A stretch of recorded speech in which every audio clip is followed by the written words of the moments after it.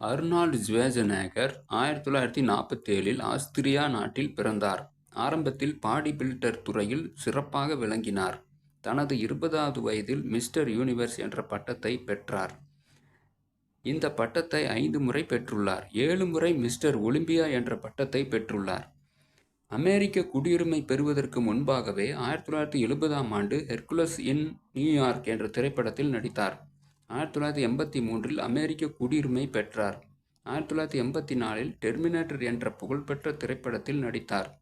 தொடர்ந்து Predator, Commando, Total Recall, Terminator 2, True Lies போன்ற திரைப்படங்களில் நடித்தார்.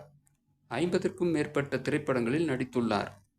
2003இல் அரசியலில் ஈடுபட்டு அமெரிக்க கலிபோர்னியா மாநிலத்தின் கவர்னராக தேர்வு செய்யப்பட்டு 8 ஆண்டுகள் தொடர்ந்து பணிபுரிந்தார். பாடி பில்டர், சினிமா, அரசியல் மூன்றிலும் மிகச்சிறந்து விளங்கினார். அர்னால்டு ஷ்வார்ஸெனெகர் ஒரு சிறந்த பேச்சாளர். உடற்பயிற்சி பற்றி நிறைய புத்தகங்கள் எழுதியுள்ளார். சப்ஸ்கிரைப் பண்ணுங்க. நன்றி, வணக்கம்.